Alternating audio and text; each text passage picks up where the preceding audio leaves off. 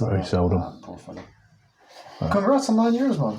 Yeah, it's time flies, doesn't it? Time flies. March the 23rd is which is Monday, yeah. Good on you. That's great. Are we starting? We've already started, yeah. Introduce yourself, Tom. Hi, I'm Tom. Hello. Jay, introduce yourself. Jay. Ben. Ben Doughty. Perfect. Okay, we have Ben today. He is the Rumbaro from our movie Rumbaro. Great film. Yeah. Watch it. He played Oshin. And That's right. So Ben, As you can see, we look exactly alike, so that's why we. That's on why. one stage. What was going to happen? You were going to play the young version of him as well. That's right, and you were gonna give me what was it? So like blue contact Yes. lenses. Yeah, that was never going to work, was it? No, I don't think so. No. I'm glad we got George to play him. I think you've seen the movie. Do you think it used to look reasonably similar? You and George? Yeah, I do actually. I mean, I didn't really look like that when I was his age, but I might have done. I mean, I had a straight nose like he had when I was that age. I did. I didn't have this trademark pug nose. Masterpiece. Yeah. Can you breathe good? No, not really. It's an issue at night time, because you're in that horizontal position. It's snoring. It makes that worse. Your girlfriend must fucking hate that. Do you know what she actually says? Because I would say my last relationship, it was a serious inroads into that after a while. But my girlfriend today, bless her, says it's really not that bad. I mean, she is. She's a lovely lady. She is in many ways the perfect woman, yeah, and that's just one aspect of it. Yeah. I mean, it's like because I'm a therapist, right? A lot of people will go. I mean, I'm a sports massage therapist, not an actual therapist. Yeah. Let's be clear on that. Don't start, And the world is better off. Don't be sliding into those DMs trying to sort out your childhood traumas. All he's going to do is give you a little rub. He's gonna rub you down. No, that's gay. That's stupid. You should not have that issue. Yeah. Trauma. And I've actually located it. It's all in the upper arterial deltoid. Your problem. Just come for 10 more massages and you'll be fine, mate. So this lady was saying, I hate my boyfriend now because he eats like a pig and like he breathes hard, like. And then I listened to Tom, just like when we're filming something. Mics pick up everything. Now I know that because I've been caught breathing on my own mic. Yeah. That's in Bambara. Tom And that was breathes. your favorite scene. I just want to say that was one of his favorite scenes. It was such a good scene because it was when Tom goes into the park and confronts the coach and he gets punched in the mouth. Yeah. But I forgot to plug in the lapel mics, which they were mic'd up to. So the camera is there. And every time I breathe, it catches the top camera mic. So in the shot, it makes sense at the start because Tom could be breathing. But then later on, it's just my breath as they're talking very softly. It was a pain because it was so well done. When he gets punched, these kids are watching and they go, "No fighting." Yeah, that's it was. It's kind of like the scene where you and Tom were fighting each other. Outside State of Mind gym in Hammersmith. And I think it was like an American family that thought we were having a real altercation, which we were happy about because... It looked really real as well. Like you guys like getting in each other's faces quite a bit. And I was like, ooh. And they watched it for a while, didn't they? Yeah. That was in the really early days of filming for Ron Barrow. It was actually the second day. The first day was at the pub in Hamwell. Yeah. You might remind me of the name. The Duke of York. Yeah. It's shut down now. Yeah, they closed, but all the people moved to a new pub that's not too far from there. Oh. Yeah. So we might go down. And that was the next day. I remember that we were shooting the following day because I remember Gary Stretch had a movie premiere at the Whitechapel Genesis Cinema a little later that I attended. What was it? It was a movie, at the time it was called The Wheels of Heaven, and they've changed it now. The name is called The Devil's Play, but it's a movie with Mickey Rourke, Jeff Bell, Gary Stretch, Desi Tredenka, or however you pronounce her Bulgarian surname, Gary's girlfriend. How do you say How the it? fuck were you? I don't know. He'd have to see it written. But it's a pretty good movie about, what is it about? It's a little bit it's got a supernatural element to it, but basically Gary plays this no good drug-using, abusive boyfriend. Desi plays the long-suffering girlfriend who eventually ends up killing him. Mickey Rourke plays some sort of strange preacher type figure, like some TV evangelist who's very disingenuous, American TV. But it's a pretty good movie. Yeah. He's a very, very good actor. Mickey Rourke, Yeah. Big fan of his. I mean, he has not aged well at all in every... But he had loads of surgeries as well, right? It's not just surgeries, I think He went back to boxing at 40, didn't he? Or like 39 or something mad. It's just... He turned pro, I know, it was about 19... Who's going to shut that door? 90-ish, 1989, 1990-ish, Mickey Rourke turned pro. He was sparring out of the Wildcard gym, Freddie Roach's gym in Los Angeles. Yeah. And he had, initially, it was seen very much as a gimmick. It was like one of those gimmicks before the internet era of gimmicks, you know, with like Freddie Flintoff turning professional for that one rather unimpressive performance back in 2012. Mickey Rourke, it was a little bit like, you know, you wouldn't expect him to be boxing, but he's got himself a professional license and he's going to box somebody.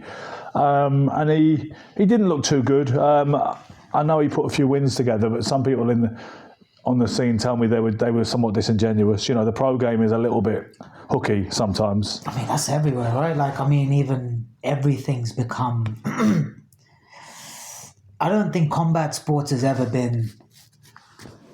Every win doesn't really mean a win, because I've seen it from the MMA, to boxing, whatever scene is there. There's loads of people that come in with like 10-0, and then they get into like the UFC or they get into an organization, and even then they'll be given those that they can beat if they're a big enough draw. Exactly that, because it's economics, it's commercial leverage, you know, and initially you need building blocks to build a fighter and make them a commercial attraction, and so you get them guys they can beat. Now, often there will be guys they can beat quite genuinely, but other times there'll be a sense that the opponent, who's long since, if he ever had any ambitions for his career, he's long since abandoned them and become more pragmatically minded, so he knows what his job is, doing just enough to lose, to quote the old Mickey Duff phrase. And there's the other factor that if it is close and you do give them life and death struggle,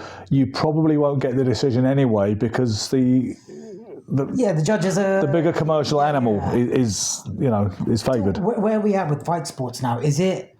like, because I've always said this to all the boxers and everyone who's like an advocate for like, oh, this is genuine, this is real. I don't think any combat sport, until you get to a level that's high enough, is real. I think whoever can sell the most tickets, whoever is the best looking or the most heinous or crazy is going to get the win. I'm not saying... I don't think it's got a lot to do with looks, to be honest with you. I think because you'll find some good-looking journeymen who lose every week, and they just might be good-looking fellas with great physiques. But they don't have anything that brings... No. Like, they can't sell... They don't have a following. Yeah, they don't have a following. Yeah, if you it's more about having a big personality, really. Is that more fair to say? It's like, even then, I don't know. When you have backing behind you, you get these lads who might, let's say, is a kid from Essex who plays for a football team, whose dad's a popular guy in the community, so he can sell, let's say, 200 tickets. Or Frank Buglioni, for instance, could sell 400 tickets when he started, as I recall, and he could sell out the balcony section of the York Hall was his, and it was the Buglioni army were in there. Obviously, that makes you attractive for promoters. Frank had won a few titles as an amateur, but nothing special, not a national title. He was a good-looking kid, to be fair. He was well-spoken, but he had that backing. He could sell 400, 500 tickets when he started. That makes you a viable proposition for any promoter, even on some of the bigger cards. So say if Tom's a really big attraction, and I'm just like an ugly guy, and I beat him. Well, that's not... stretch. I'm saying, let's try and presuppose that crazy scenario you just but then all of his fans then want Tom to have a comeback. You see what I mean? So then there's another fight that they can sell. Now, if I beat him again... No, because that only works... That doesn't work at the small hall level. That only works at a level of title fights and mainstream attention. Then they'll say they want the rematch. Other than that, he's just lost to some dosser. In his, Barry McGuigan lost his third pro fight. That was a fuck-up. Because he was being built. He'd been an Olympian. He was a Commonwealth Games gold medalist. Barry was going places, and he had backing. Then he lost... Guess who he lost to? He lost to Peter Eubanks, who was Chris Eubanks' brother. Yeah, one of it. There were twin brothers called Peter and Simon, both older than Chris. Yeah. I say Eubanks, by the way, because it was the plural. Yeah. Chris Eubank chose to be identified by Eubank singular, so he is Eubank. Yeah. This guy was Peter Eubanks, and he beat Barry McGuigan over, I believe it was 8 rounds in Barry's third pro fight down at the Corn Exchange in Brighton, and. Do you know what I mean? So that was just one of those things. There was a rematch a few fights down the road, and Barry stopped him. But at that level, it's just a misstep. It's a fuck up. I think in the amateurs there's less of it, but there's still betting. I think betting is what drives. No, not in the amateurs. Not the ABA, not ABA boxing. No, but then the boxing was almost banned in the Olympics because of the amount of betting and corruption that comes from. I don't think people are betting on Olympic fights very often. I think that the corruption there was more. There was more about. Decisions being very questionable, like when Michael Conlon lost in his. Because there's betting, I believe it was, like, without money. No, I don't think it is. No, I think it's these governments want the Soviet judges will vote for Soviet fighters. It's about prestige. It's not about the amateurs is not rife with betting. Trust me on that. It's about. I think. Believe me when I tell you, the amateurs is not rife with betting. It doesn't work that way. Is there no betting in amateur boxing?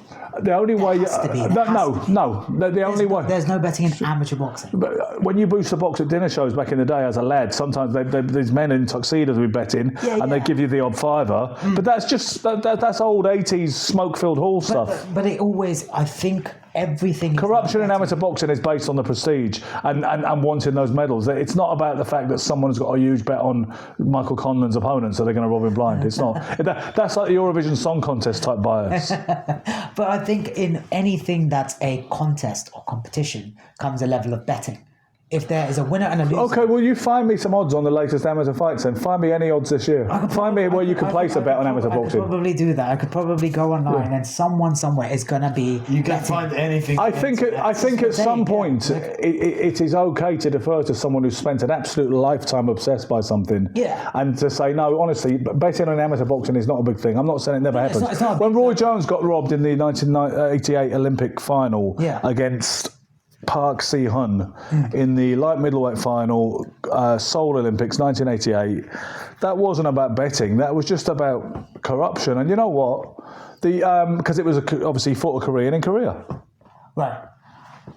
For me, whenever it comes like that's the national pride, right? Like in Mexico and stuff as well. Like if you go and fight in Mexico, the locals have a preference for their local fighter. So if you're fighting a local hero, he will get the decision. Unless you knock him out, then you have won. Right? So I mean, often it works that way, and it works that way in the amateurs when you box on someone else's club show. There are examples where the away fighter is actually the favoured fighter, because David Haye, when he beat Nikolai Valuev to win the WBA heavyweight title back in, I think it was 2009, Haye was the bigger commercial animal. They got fed up with Valuev. They'd marked his freak show market value. And even though he was fighting in his adopted home of Germany, Haye threw about 6 punches around and got the decision. Because, I mean, I can't say they weren't scoring with a genuine, honest value base, but if you believe in any kind of favour towards the house fighter, on that particular occasion, it was actually Haye. Because this is what I'm trying to bring it back to. It's like, when we make movies, and when we tried to make like a boxing-based movie, we weren't able to do genuine fights because it's so hard to film those. Yeah. It's like, in a boxing match, they're wide angles, they're really far, and they're actually punching each other. Do you think there will ever be a movie where we can, unless we've all practiced together with the cameraman in the ring, I don't think we can ever make a real boxing fight in a film. But even can you? I don't want to play a cheap semantical trick here, but if you have practice and rehearse, is it a real fight? Well, technically, it's not a real fight. We were discussing this with Eddie Boy when he was on the podcast. I was mentioning this movie. I don't know if you saw it, Christie. What, Errol Christie? With Sydney Sweeney? With Sydney Sweeney, she plays that. Oh, sorry, you mean the movie? Yeah. I haven't seen it, but I'm aware of it, of course. But it was very funny because and that shows how Hollywood is a little bit disconnected from reality sometimes, because the main actress, Sydney Sweeney, was saying while promoting the film, "Oh yeah, all the fight scenes in that movie were real. It's real boxing. They were entirely real. I really got punched." I was like, "Well, no, you didn't. No, you didn't. I'm sorry, but it's I think all you can try with a fight scene is get as close to possible as something that's got to feel real to the audience. But at the end of the day, it's cinema. I mean, it is cinema, and I think they need to exaggerate it because I guess most people don't. As amazing as some fights are, like Ward Getty, first round of Hagler Hearns, Marco Antonio Barrera versus Eric Morales, first fight. For the most part, what is going on is too subtle for the average moviegoer's eye, and so they, you got Raging Bull. I mean, cinematically they're great scenes. Are they realistic boxing scenes? Not No, at all, yeah. not at all. There's this bit where the vein on his head just pops. No, but he wasn't going for a realistic boxing. He was doing a... No. I think they created the 1950s, 40s, 50s feel very well. Yeah. I would say I've got an idea that once we have some form of money, I would love to have each corner having like a GoPro or something, and then having a drone that's able to just hover above and go around, and then filming an actual about like people boxing, and then we can edit that, and then that would be That's a real. what we did for Seeing Red. With inserts, yeah. So Seeing Red does have a real boxing scene in it. That's just Tom actually fighting an opponent. Yeah. What would be great if we can bring that to the forefront, and when we do have these fight sequences, it's a real fight. But then we come into the realms of insurance. If two people are fighting and they're also acting, are they actors or are they fighters? And that's where we Pierre, my opponent, shout out to Pierre, wasn't aware that he was being part of a film. No, and he was, by the way, thank you, Pierre, because he was very, very gracious when we told him this and that. It was actually, we're going to use this business For a movie. But it wasn't staged. Like, the fight was, what we wanted was a different result, but what we got worked out even better. Well, it worked. What's funny is that I'm not going to spoil anything, but there was a very specific way that we wanted to make that scene. Yeah. And then you showed me the footage. I'll show you later. Yeah. Just I can't talk about it, but I'll show you later. But the result of the fight, I actually was watching. I was like, oh fuck! It looks so much better. It looks. There is an entire new writing that just created itself, and yeah, I don't know. I think if we use the same type of tricks for a fight, it's almost like I would like to make a movie around a fight. Like, we film the sequences. We film this man over a career of like 6 fights, and then we base our script around its results. Yeah. That would be an interesting thing. I don't think that's been done yet. And also, no one is willing to be that guy, to be an actual boxer, and then to be in a Frank Grillo would be willing to do that. Frank Grillo's older now, man. Like, chucking him in the ring. But I love him. Yeah, he's wicked. Like, I love Frank to. Grillo is one of the very few boxers that turn actors rather than the other pretend way around. He's a boxer from the Bronx, and he plays in a TV show that we both adore. That is called Kingdom. Have you seen Kingdom? No, I haven't seen it. Yeah, watch it. It's quite good. It's about MMA. What's the guy's name? Frank Grillo. He did a Netflix mini-series that was a little bit an Anthony Bourdain homage, where he does the same thing that Anthony Bourdain did, but he does that with the fight culture. So he goes to Mexico, Thailand, Israel. He just studies the fight culture that they have there. It's really, really cool. Very interesting. Because like what's interesting is that now we've got, from Rombaro, we've got so many new boxing things that we're making, like Ozzy the Boxer. We've got fighting back, and then we've always got some element of fight stuff, even in stuff that shouldn't have fight stuff. Like Toxic has a big fight scene at the end. Yeah. The girls can't fight. I'm just gonna put it out there. Oh dear. I think I still have a white hair on my head. I got Tom to show some fight stuff, and it just wasn't happening. But we got it in the end. It's comedy. It's a comedy for a reason.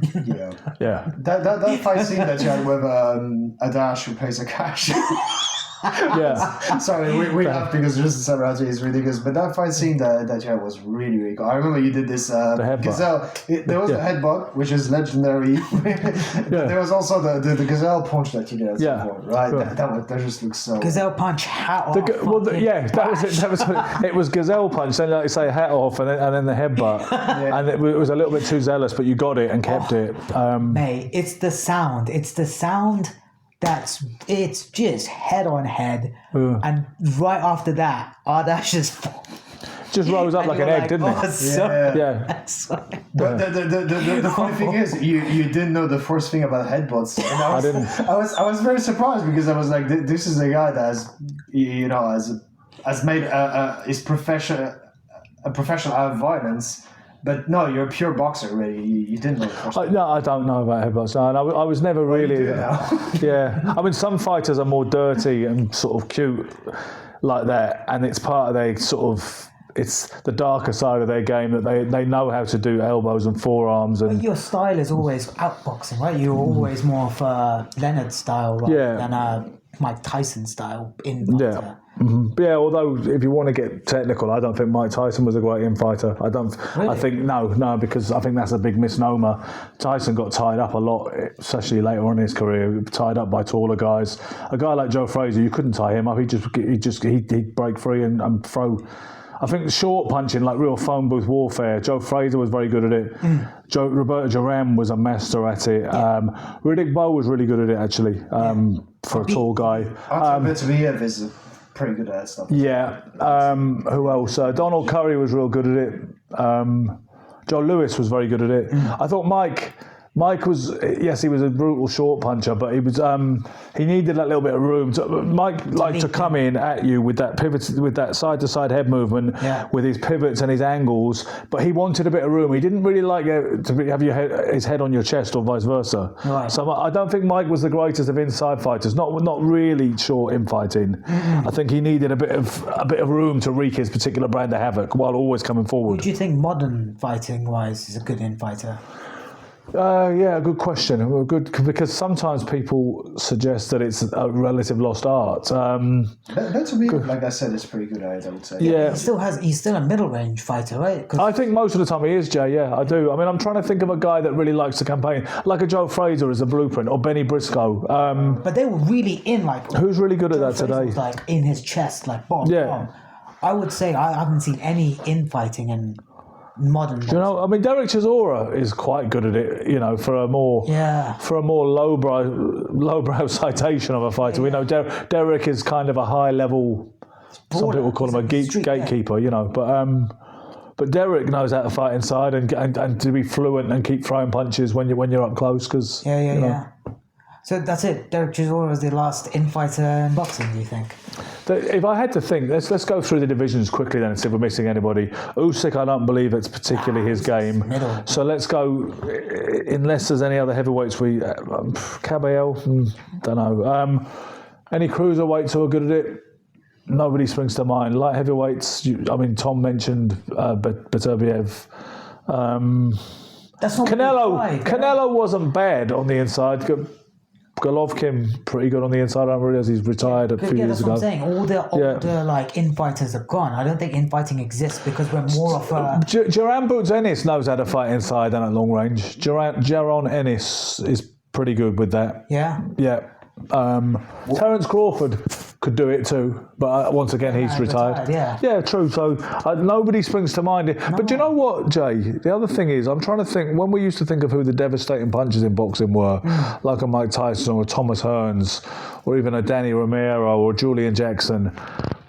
When you think of who are the really signature, devastating, lights-out, one-shot punchers today, I mean, Deontay Wilder was one, but he's pretty much...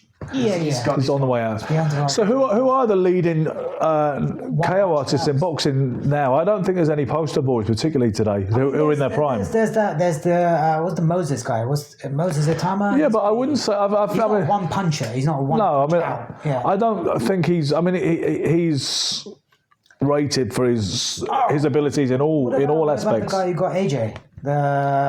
Daniel Dubois. Yeah, Dubois. He's a banger. Yeah, he's a banger. Yeah, I guess Dubois. AJ. Yeah, I mean Wardley, obviously, who Dubois fights next, is a bit of a banger. There are some what's that guy who broke that guy's jaw and it was like... that was Wardley. That was mad, yeah. We watched it together. Was it Joe? Someone Joe he knocked out like that, right? Joe Parker. Was it Joe? No, it wasn't Joe Parker. Joe Parker. Justice Hooney. Yeah, Joe Parker's quite a big puncher as well. Most guys are supposed to be able to punch, especially at a certain level. But I'm talking about like There's George one Foreman. iconic bangers like And then George it's just Foreman or like, Thomas what? Hearns or Ernie Shavers or Mike Tyson. And I don't know if it's not. I don't think it's just nostalgia. I don't think we have as many stone cold punches as we used to have. I know he's not what he used to be, and for some reason that I can't explain, he's getting a lot of shit these days. But Anthony Joshua, there was a time. He was a puncher, yeah. He Still is a puncher. Yeah, he still is. Absolutely. I think people are just better at boxing science, so one punches disappear as people get. No, I don't agree with that. I think that's a default argument. Like that's a kind of like, oh, this probably makes sense, and so it must be this. No, because people are not better at boxing science. I think they are. I think because we've got so many years of being able to study what came before that we only get better. I don't. People say that, but I could give you. Every time I've got it with me, you know what, and I'm gonna bring it out. Where's my bag? It's right here. Right, I have got the Ring magazine ratings from June 25th, 1983 in my bag. Yeah, but this is what I'm saying. And I'm going to look at these divisions, and we're going to see how stacked they are compared to today. No, because that's nostalgia. We love those guys it's not because they were our nostalgia. heroes. It's not nostalgia. No. We love them. It's not nostalgia. It is the quality is deeper. It was a deeper era. I don't think Duran, in his peak, lasts against the. Are you kidding me? Are you no? See, forgive me, but that shows your ignorance. You know why? You know why that shows your ignorance with the best will in the world? Because you mentioned Duran and middleweights. Duran was the greatest lightweight who ever lived. Let's judge him against the lightweights of today. He would eat them all. He would eat them. He wouldn't. I don't think he does, because Duran is a product of his time. If we have a modern fighter that studied all of Duran and is like, but this is also theoretical. I do this. I've been doing this forever. I do this for a living. Okay, so just a guy. So let's look at the junior middleweights. Okay, the junior middleweights. These are the top junior middleweights in 1983 in the summer. Okay. Thomas Hearns was recognised as a ring champion because they didn't do that multiple recognition thing. Then you have Wilfred Benitez, Roberto Duran, Mike McCallum, Davey Moore, Carlos Herrera, James Green, Fred Hutchins, John Mugabe, Gary Guyton, and Harold Graham. That is just the top 10, right? Legend. Now, the top 5 there is Hearns, Benitez, Duran, McCallum, and there is no way that the likes of Xander Zayas and Israel Madrimov can hang. And these are the guys today: Xander Zayas, Israel Madrimov. I think we. They're not. They're just not of the same quality. No, They've still got some careers left to run.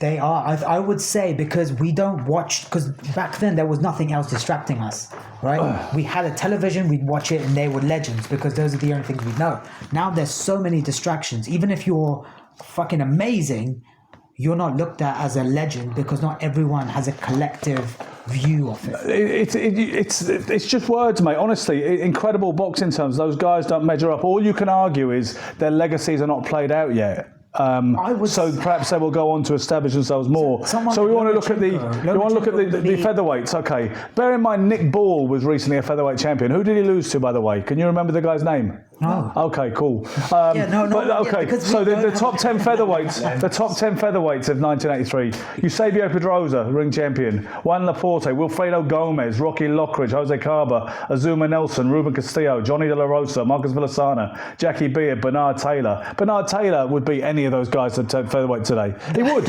He would beat any featherweight in the world today. And he didn't even win a world title back then. Maybe don't debate if boxing is. And the thing is, and here's another thing.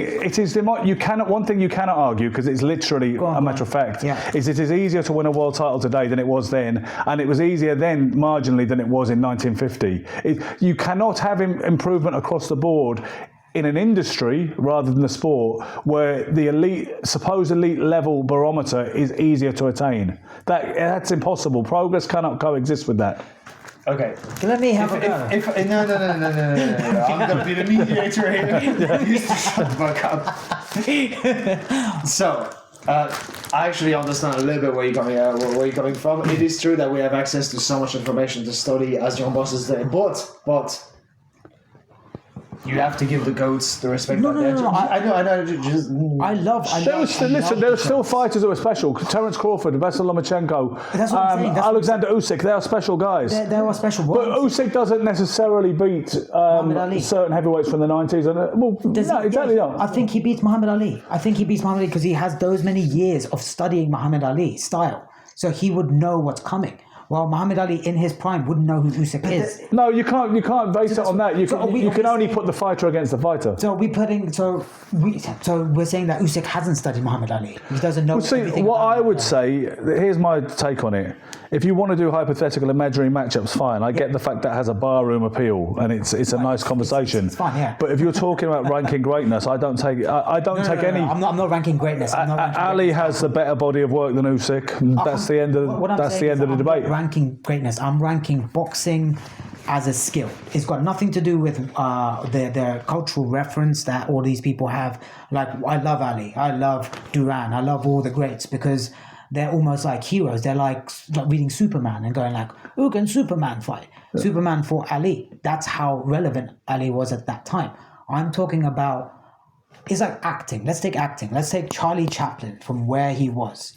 Today, yeah, but if you're but you can't equate Charlie Chaplin with Muhammad Ali, and certainly not with the 1980s with Sugar Ray Leonard and Marvin Hagler. That you'd have to go back to like Jack Johnson and James J. Jeffries to make a go of that analogy, or Jack Dempsey.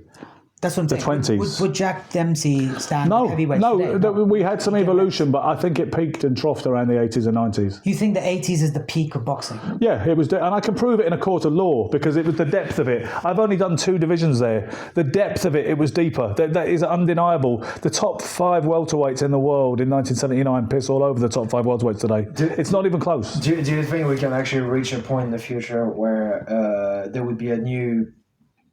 Do you say 80s or 90s? 80s, yeah. I think the 80s. Some people 80s. Would say the 90s, but I'd say the 80s. But do you actually think that there is a possible future where we get a new era that is as great, if not greater than Sure, I don't see why not. Yeah. I mean, I could think of certain reasons why not, but I don't. I couldn't say never, and I have no interest in that. Not seeing it again. No. What I just think it's such a lazy assumption that everything's progressed, so boxing must have done, because boxing is different in so many ways. So the industry is more corrupt. We have replicated world championships. So, listen, when John Conte won the WBC light heavyweight title October 1st, 1974. He was the first Englishman to win a world title in 13 years. These days, we win world titles on the same weekend. Why? Because there's more of them available, because we've freed them up for commercial use. There's no point listening to what the sanctioning bodies say in professional boxing. That means nothing. Which is why I'm not particularly averse to the Zuffa takeover, because if it could quash those bodies and restore some sense of integrity and honour to the notion of a world number one and a world champion, then I could be in favour of it. I realise there's some concerns about monopoly and it might be bad for fighters, and people say that Turki Al-Sheikh is head of a murderous regime, and why did anybody ever welcome him in like he's just some great bloke who just loves boxing. But the one thing we've seen is it has become ridiculous, the people who have ascended to these days. People get elevated to world championships with emails quite regularly, including Fabio Wardley, who I do like, and I like his trainer Robert Hodgins, but Fabio Wardley ain't no world heavyweight champion to me, not until he wins it in the ring. So this is the problem we've had. It was the reason why Conte was the first Englishman to win a world title in 13 years wasn't because we've got that much better. That's not evolution of talent or depth of talent. That is a changing business model, unrecognisable. Don't. I like this conversation. It's fun. It's okay. We talk about, but that doesn't mean you don't have some amazing talents in this era. Usyk holds his own, I think, with anybody. I really do. Do you think other sports have improved though? So say something like sprinting. Well, of course it has, because that is established fact. Having said that, go on. And once again, I'm out of my area. And one thing I don't do is wax lyrical too strongly outside of my area. That's something I always avoid. But since you ask, I think there was an elite sprinter of this era, who tried to run on the same dirt track in the same shoes that Jesse Owens would have been wearing with the spikes. And he couldn't match Owens' time. He couldn't do it, and he said, fuck, this is hard. Yeah. So he ran in. The amount that they've shaved off since even Jesse Owens' time, and bear in mind he won 4 gold medals at the 1936 Olympics in Berlin. The minuscule amount we have shaved off in all that time of those times and those distances, let's say with the jumping, some of it's just down to equipment and surfaces. My question is still going to be boxing. Do you think not being able... So is boxing heart or is it skill? Or it's a mixture of both, I understand that. But do you think skill can ever overtake what the older guys had, which they trained longer, they had different styles. Your assumption is that the skills have improved because they simply must have done because we've had more time. Like any scholastic type endeavour, like anything technique based, you say surely we make advancements and there's a guy called Montel Griffin who was the first man to beat Roy Jones, albeit via disqualification, who absolutely believes that. He says, get over it, you old ass, nostalgic pricks. He says, don't go with your heart. He said, everything's better today. He insists LeBron is way better than Michael Jordan. And he said, it's only nostalgic people who don't want to see it and don't want to get, let go of their emotions who can't see that. He says that looking at Lamont Roach and Javonta Davis recently-ish, he said they were doing things that we weren't doing in his day even. He said they were countering counters. That's what he was saying. They were countering counters. Nobody used to do that. So that's his position. Having said that, I think you can look at some fighters from certain eras who've got skills that you don't see today. I think it really depends with boxing. I think for me, with combat sports, is very interesting because if I look at MMA and you look at someone like Don Fry, who's a fucking maniac, he won't tap to things. He will die before he taps to something like a gay thing that he calls it, right? Like he's an old man now and he'll be like, that's gay, I would never tap to that. I think he has enough testosterone to fight with a heavyweight today who would knock him out cold, but they wouldn't make him tap. I think, but the skills have changed to such a degree. But if that was true, I'll tell you one thing for nothing. Joe Louis, who won the world title in 1937, the world title, no alphabet in front of it, he is definitely more skilled considerably than Anthony Joshua. Definitely, without question. Okay. And only an absolute ignoramus would argue that point with me. Joe Louis way more skilled than Anthony Joshua. Right. So what? He won the title, when was it, 2015? Once again, guess how Anthony Joshua became heavyweight champion? Because they stripped Tyson Fury of the IBF title because he had his issues with mental health and tested positive for cocaine. So then he fought Charles Martin, who'd picked up the title against some Eastern European fighter who twisted his ankle. So Charles Martin got the title. He came over to the O2 to defend it against AJ. AJ knocked him out in 2 rounds, summarily. Nothing more than an international heavyweight contest. And then when he gets to the press conference, Eddie Hearn's, ladies and gentlemen, please let's have a big hand for the heavyweight champion of the world. Because this is what a load of bollocks it has become. And even that was 11 years ago. It's got worse since then. So that's how he became a champion. How many years after Joe Louis was that? Nearly 100, right? Yeah. For me, I'm looking at things that are skill-based. So something like boxing, MMA, and also breakdancing, which is quite an interesting one. I have a very high-level breakdancer from back in the 90s. He's saying the kids today, at like 5 years of age, learn what we learned as basics, what we learned as advanced skills. So that's what I'm saying. With time comes that level of what. So why isn't Nick Ball better than Salvador Sanchez then? Why isn't he more skilled than him? Because he's absolutely not. Salvador Sanchez is also someone that passed quite young, right? So we make him a legend. Same as Bruce Lee. But Salvador Sanchez is a legend because of what he did. He actually had 46 fights, that's a whole career. And he made 8 defenses of a world title. That's a whole world championship career. I completely understand. And he was consummate. But we also make him legendary based on his early death. When someone dies early, we make them legendary. Same as Bruce Lee. If we look at someone like Bruce Lee and Jackie Chan, if Bruce Lee was alive today, would he be the same level as Jackie Chan? Maybe not. Maybe he has I'm not affected by the early death thing. I'm just talking about the skills. Because Sanchez was. I had that opinion of him even at a young age when I'd seen him fight. He was obvious. But all right, so why is not? Let's take a light welterweight. Sometimes it's hard even to name the world champions today. But if we think, because there isn't the thing of like everyone doesn't collectively.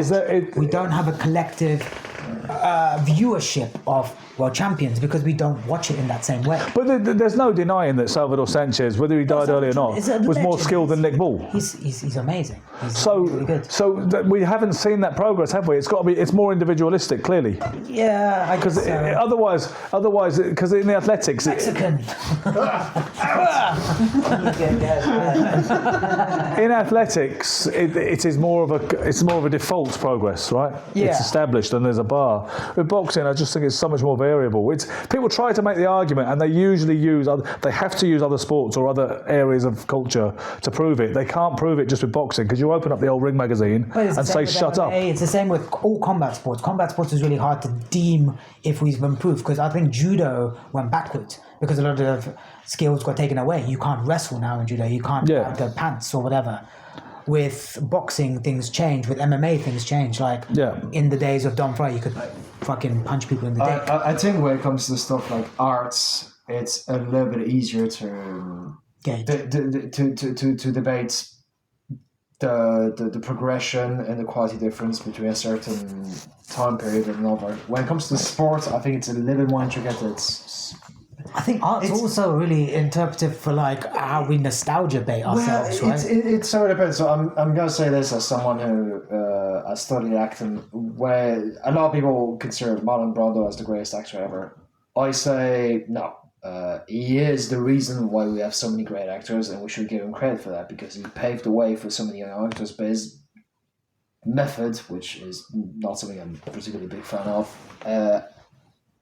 was ridiculous. And a lot of actors that are a little bit younger now are using stuff that is a lot more reasonable, and I think actually it works better on camera. When you say you're not a big fan of method, you mean like that whole thing of immersing yourself in an identity in order to become it? Do you think it's overrated? Well, I don't. Here's the thing: you and I have been on a couple of movie sets together. You saw that it's a place of work at the end of the day. Yeah. Mexican. Thank you. This way. You said? People love you in the podcast. Yeah, they do. You're a star. It's actually If you can become famous and then you get a studio, you just pass by it. Yeah. Only It's like yeah. the show wouldn't work without that. You will be the Jamie of our podcast, exactly. It's fine. Yeah, exactly. So I'm not.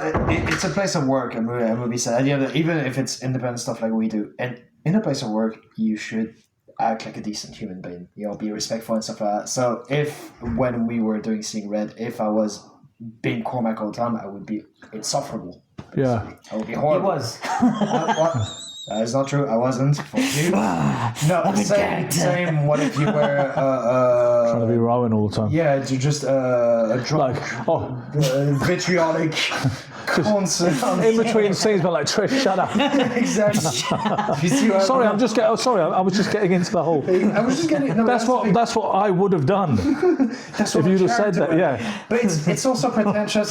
It's kind of used to merchandise and promote the film in a way that I find really lazy. And sometimes the result, if you see Jared Leto, all the crazy shit that he does to get into character, then you see the movie, you're like, yeah, cool. No, you know what? I think because they're not. I think we've got we know things too much. People are followed too much. That's exactly what I'm if saying. we could just be mysterious. Do you know, there's a fellow, he's an actor of reasonable notoriety, and the only thing I can think of, he plays Big Dave in The Gentleman, the movie, the Guy Ritchie movie that Hugh Grant plays the obsequious, horrible gutter journalist in it. Yeah. Big Dave, who's the big editor, who ends up being blackmailed with the Eddie Marsan. Yeah, Eddie Marsan. That's his name, the actor. Yeah. He's really fucking good. He says, there was an interesting reel I saw a couple of years ago on Instagram, whatever, and he says, you don't act, you think. You work out what they think and you think it. And he also said, and don't be having these reverence for these icons like you say, like Brando, like De Niro, like Pacino. He goes, if you had the same opportunities, there's no mystery. He said, if you had the same opportunities they had, you could do it too. If you were put on the same stage, you could do it. He says, and you don't act, you think. You work out what they think and you think it. That's... but yeah, it's... With acting, it's an interesting one, right? Like if I could pay my actors and then they could have the time to learn their scripts and almost like be so familiar with it. Because you'd expect more, right? If you were paying. If I was paying, I'd want them to be able to do a lot more than what I expect from people that are just helping us. Which is why we get, probably in Ron Burrow, we had so much organic script, and you part of it is interesting artistically for you to say, just go for it and see what you come up with. Yeah. But I can also see that if you were paying people, you'd be like, hang on, that's not the lines, and you should know the lines, and that's the way I wrote it. You can always change a little bit. I think what will change once we were able to pay people is that they will have a level of investment that you wouldn't get if you're also working a 9 to 5, like you working all the time, I'm working all the time, just to be able to afford. Because your job is to know all of that stuff, and that's the only thing you've actually got to do. You'll be able to think as that character because you get to do more. I think what we lose out on, but what we gain is that sometimes we write for that person. We write for a person that knows that world. Yeah. We write Ed, for example. Well, there's Ed. I also wrote the part of Jacob.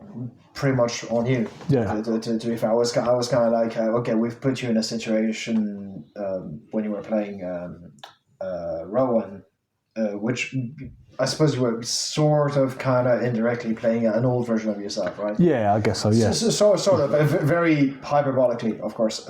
In this case, I actually thought, how about we show the modern Ben giving a young one a couple of advice about how to about recovery.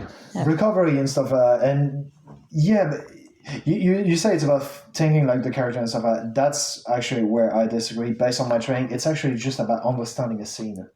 It's just understanding exactly what's going on. So if you do that at this level where we're at, we're writing for specific people. Yeah. So it makes it a lot easier. No, but As opposed to creating the characters and seeing like only the best damn applicants are going to get these parts. I think that's the worst kind of thing, right? Like if you look at a character that's just made up and has to play this wild character, like the best example is Willy Wonka.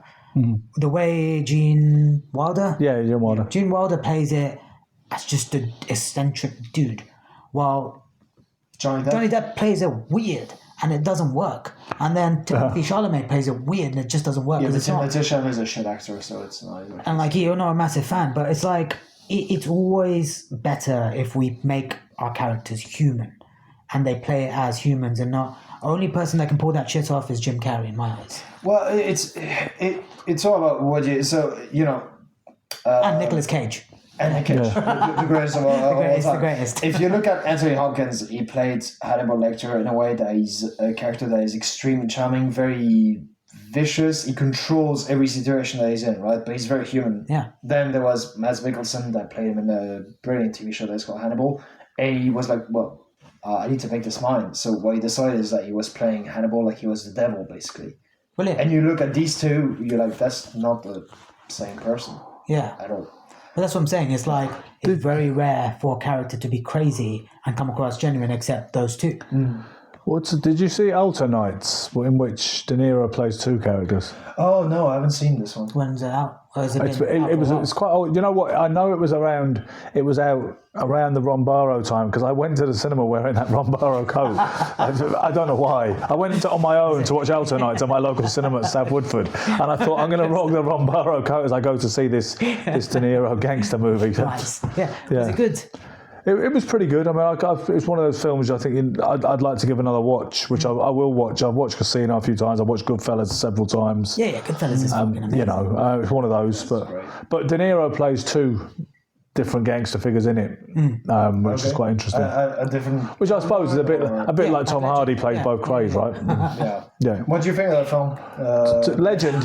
Okay, let me say, because I went through a Crayology phase when I was younger and more naive.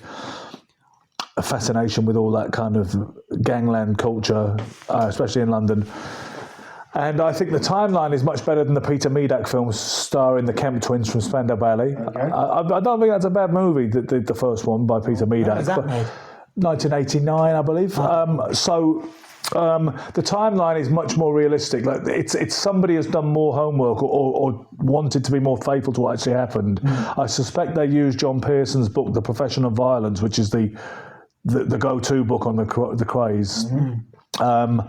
He was a biographer who was actually commissioned to write their story when they were still at large and was introduced to them as such. And he said it was a bit weird because I thought my agent said to me, how would you like to write a book about the top criminals controlling London? And he thought, well, sounds interesting, but how is that going to work? Yeah. And he said when he was introduced to Ronnie and Reggie and went round all their haunts and shadowed them for a bit, he said it was quite obvious that they wanted nothing but the most flattering portrait of themselves to emerge in print, like most people.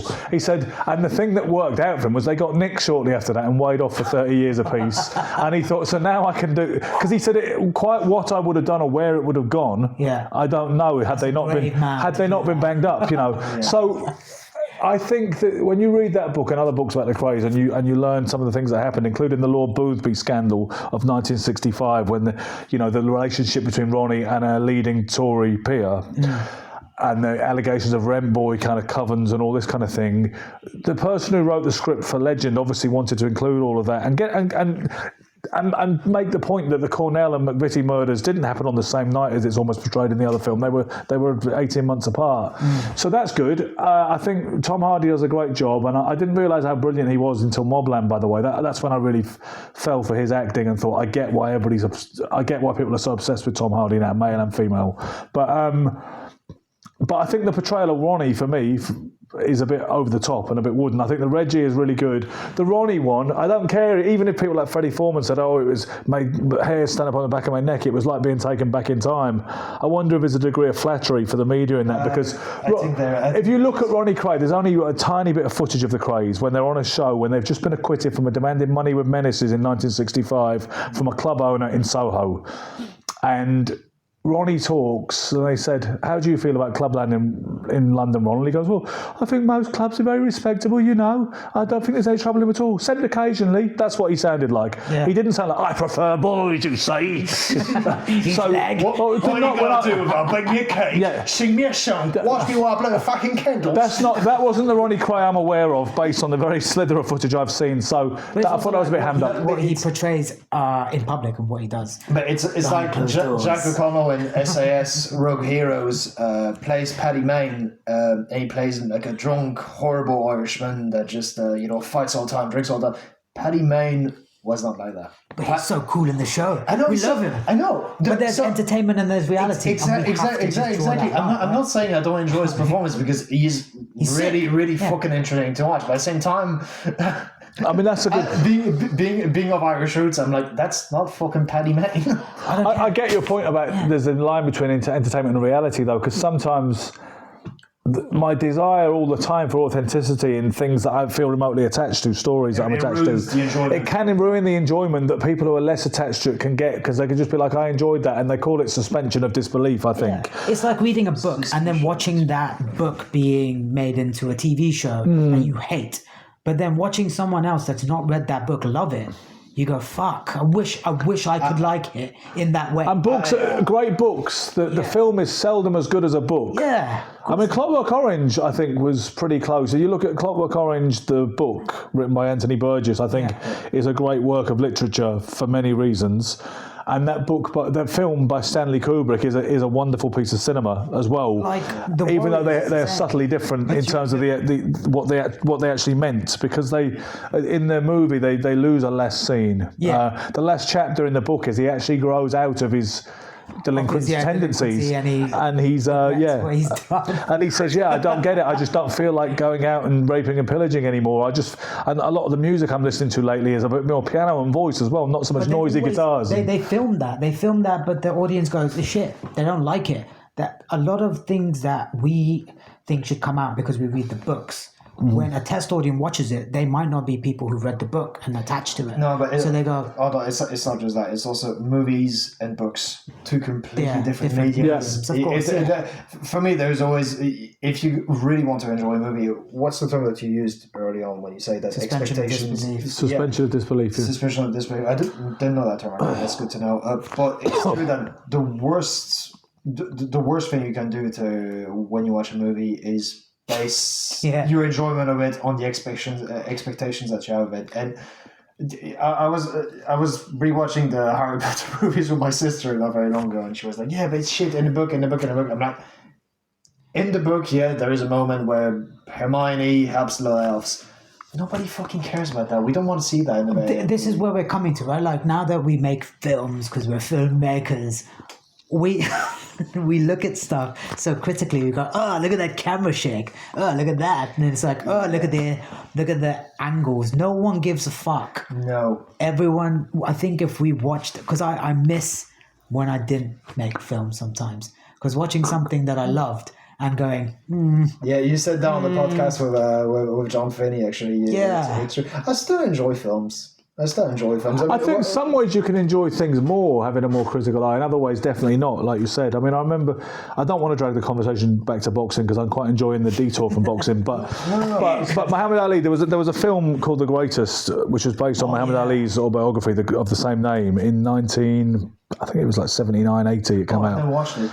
And I loved it when I was 10. I was absolutely inspired, and I had wings, shadow boxing in my bedroom after watching it. I'd watch it today and think it was a load of bollocks because there's obviously Ali plays himself and he's not good at it because he was one, he's already starting to deteriorate and his illness is starting to kick in, so he's not as sharp and it's not real for him. So when he's trying to pretend to be Muhammad Ali, that was organic for obvious reasons. When he was at weigh-ins shouting at Sonny Liston. And what is funny is there's a scene depicting his dressing room before the Foreman fight, and loads of people post that like they think it's real because it really is Ali. They go, this is getting goose pimples watching. This is just before he went in the ring, and it's like, no, it's not, you twat. It's from a movie, quite obviously, really. But it's always on Instagram. It's always on Instagram. Yeah, that is not real. It's a film, right? You knew that, right? Thank you, thank God for that. Idiots, because they keep posting it. I'm like, that didn't happen. No camera crew at that era was following them like. I mean, they would get in the dressing room because they did before the Fraser fight, the first one. I remember Joe Fraser was playing guitar, in his dressing room, and then one of the guys says to him, Joe, I know you don't like to talk at a time like this, but you're getting $2.5 million. So what is your game plan tonight? Whatever. Because that's it. Fraser's sitting there. He's been jamming, playing guitar, and they said, you said that you would beat him within 10 rounds. If he's still there after the 10th round, is that going to have a negative impact on you? And Fraser's like, what do you think I'm going to do? Jump out of the ring? Leave? So they did. Yeah.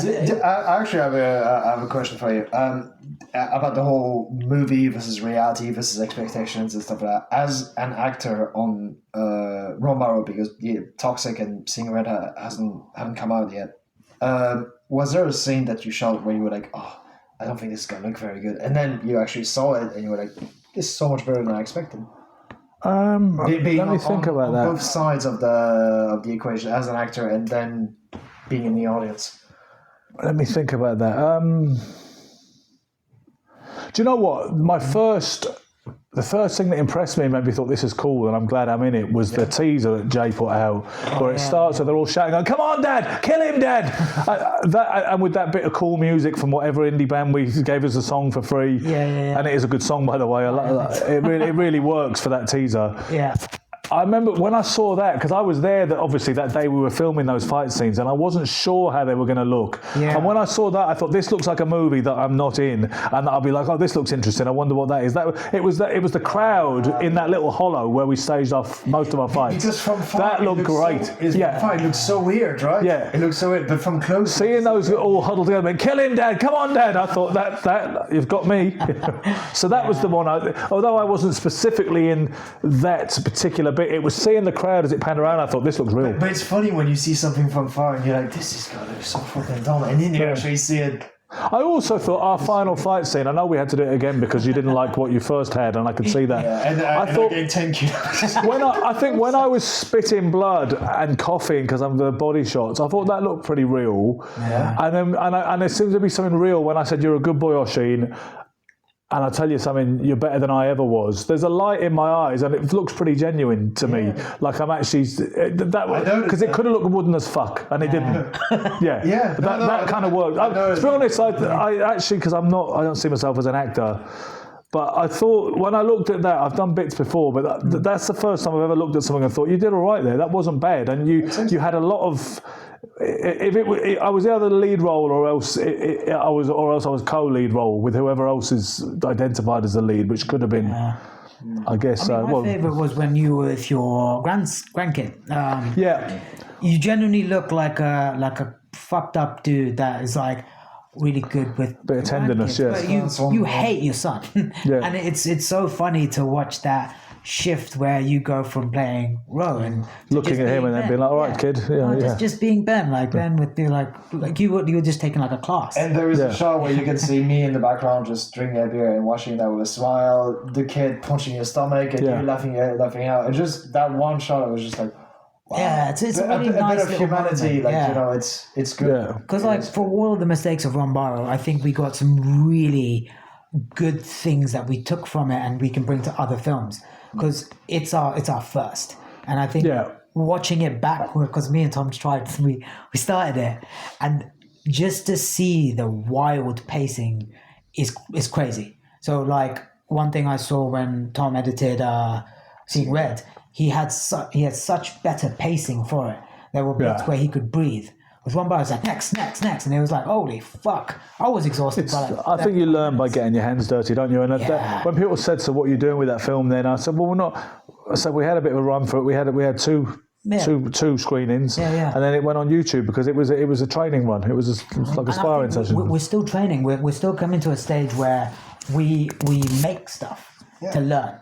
And like when I see a lot of new filmmakers, like we've only done this 2 years now. Coming up to 2 years. Yeah, something like that. A lot of people will never release.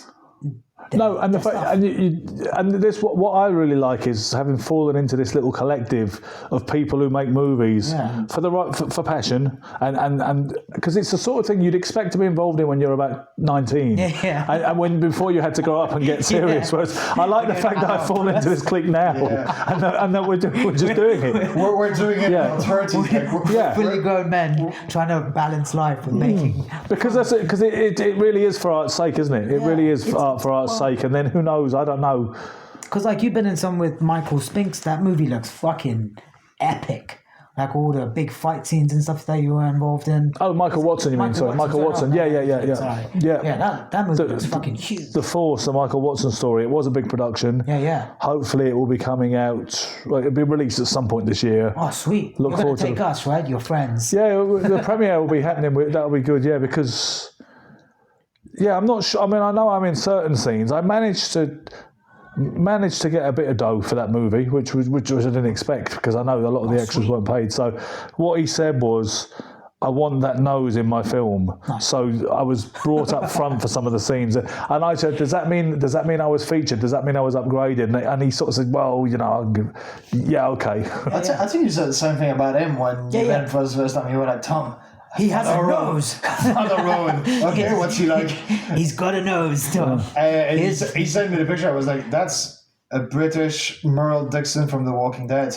Yeah. Perfect. Yeah, exactly. You might not know who it is, but but I'll send you a picture. And it's just like when I met with you, I was like, okay, cool. Because we had another man, he was Irish and he was going to come from Ireland to do this role. Belfast, I think. Yeah, Belfast. And I was like, that's why there were lines in the thing where it was calling you fat.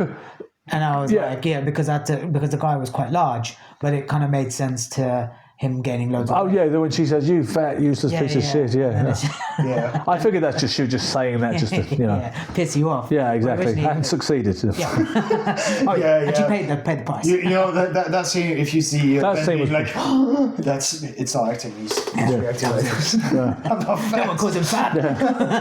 I actually was surprised that some sort of left field commission didn't step in and, you know, have some kind of hate speech. But do you know, talking about... believe the stuff we get away with, to be honest. It's because no one knows us. No one knows us. Yeah. No, it's easier to say things when you have a smaller audience. But talking of Irish actors, I watched something recently that I really liked, and now I've exhausted it. I'm bereft of a series to get into, because when you get a good series that's got several seasons, that can be your nighttime watching. Yeah. A couple of episodes before bed for weeks on end. I watched Love Hate, the Irish gangland drama, which I thought was really good. Love Hate. Because Ken was pretty popular. I like Ken. And then somebody said to me, or a couple of people said to me, watch Love Hate, it's even better. And I think it was better. It's more. There's more of it for a start. 5 seasons that stay strong. Is it on something? It's on ITVX. Okay, cool. I would really recommend Love Hate. It's really, It is really, so, you know, the actor who plays Nidge has the thickest North Dublin accent you can possibly imagine. Yeah. And he's actually not from North Dublin. He's actually, he has a very posh Irish Dublin accent. Does he really? He really does. If you hear him talk in reality, he has such a lovely, mellifluous, posh, articulated accent. But in Age, like, he talks about you fat bitch, pepper spray, you fat fucking face of acid. Do you hear me? It's very, very nice. It's brilliant. It's brilliant as well how he's a bit of a lackey at first and he ends up becoming the big man as things progress. It's yeah, I guess. There is also that bare knuckle traveller was also an actor, John Connor, I think his name is. Yeah. He's in the last season. I don't know if you saw him. You haven't finished it yet? I've finished them all, yeah. I've finished he makes a couple of appearances in the last season as well. Yeah. Yeah, very, very good actor. Yeah. Nice. Yeah. Let's wrap this shit up. Tom, what's a good question to finish this stuff on?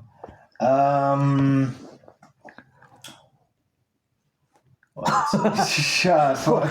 Go on, Ben.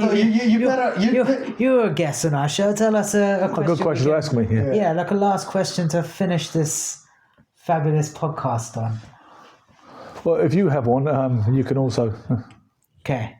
Jay, are you gay? Well, Well, there's a nuanced question, depending on the word. yeah, because back in the day, it used to denote jollity and a kind of general lightness of spirit. In that way, I am pretty gay. Yeah. Thomas. Okay. Now that's out of the way. What would you say out of all three films that you've done with us? Can you just give us quickly a very nice little memory that you've had Of each movie. of each movie?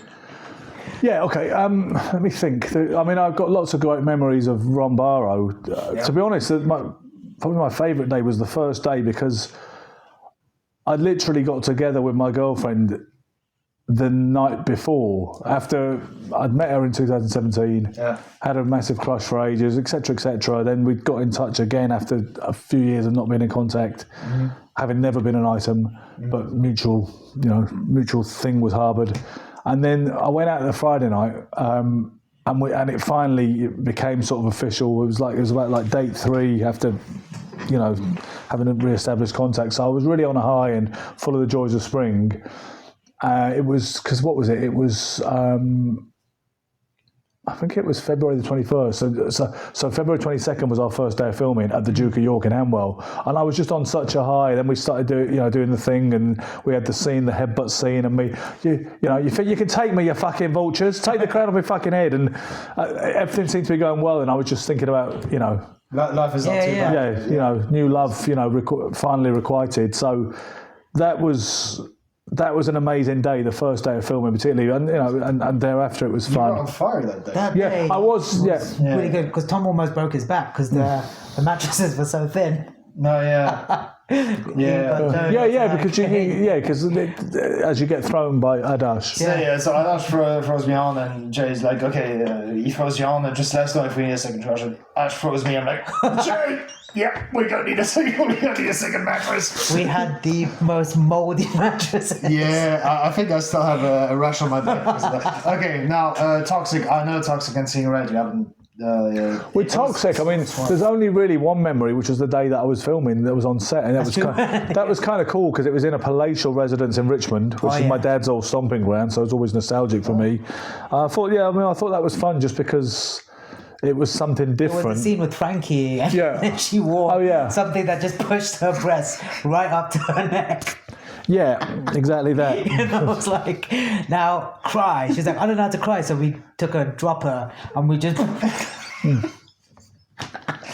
we just dropped drops of water onto her. We're going to hell today. Okay.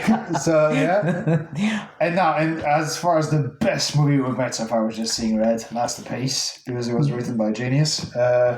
That's I think probably the best memory of that is probably the day we had the table read. I think it was kind of cool. It was, I believe, it was a sunny day in Hammersmith, up on a roof garden, and then we all went to get something to eat afterwards, and it was just that was pretty cool. I mean, it was the scene itself, I think, wasn't bad. It was pretty good. It worked so well. There was no drama. There was no accident. There was no technical errors. And it's been edited so nice. It feels like a dad. I mean, from what I saw of that kind of hostage scene which you put out the other day, that looks really good. I mean, it looks like a progression, certainly. When you look at Ron Barrow, which I think, like you say, Ron Barrow is like a great song, the early demo tape of a great song where you're like, some of it's all over the place, but there is something innately honourable about it. There's little hints of like what we want to do. But this already looks like a curve and a development, which is obviously that is the process, right? That's what it all starts with good writing. Oh yes, that's how it goes. But that's what I'm saying to Tom. I was like, we are getting there. The final piece of the puzzle, I think, is we've got good actors, we've got a good team. Now we just need a few key pieces and a few key technical issues, and then we're there. Then we've got something that could be quite professional for what is almost no budget. And then we go to the next level. So I'm glad that there's at least some progression. That's what I keep telling people. It's like, no one cares where you started. It needs to show where you're going. Yeah. And I think more people need to understand that, especially when it comes to art, because art's so personal. And when you don't release it, it dies. Then we go on a trip to Amsterdam. Nice. Yeah. What's that about Amsterdam? Yeah, That's our next movie. yeah.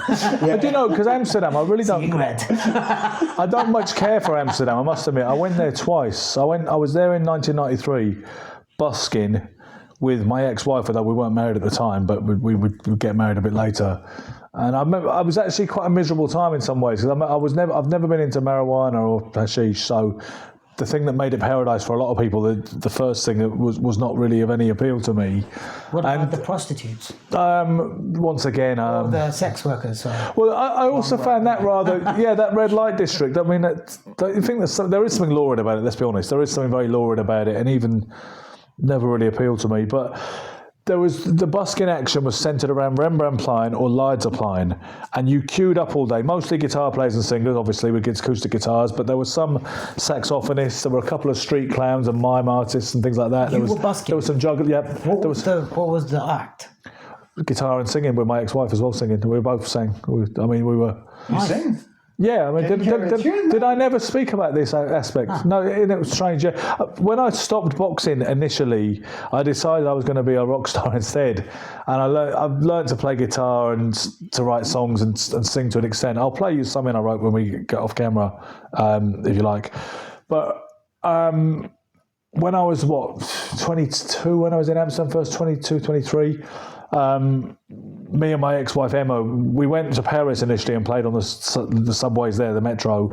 Then we moved to Amsterdam, and like I say, you queued up all day waiting, but it was all quite competitive. I got bored with hanging out with the whole clan of musicians, really, and everybody just trying to get there. You know, we all cooperated and hung out, but you just play into these tourists who are drinking coffee and eating food all day, and then taking collections. And then there was an amazing street clown called Joro who used to clean up, and then nobody played when he played because he played to it. Most of us played to designated terraces. He played to the whole square. Oh wow! And he cleaned up. When you say street clown, what you do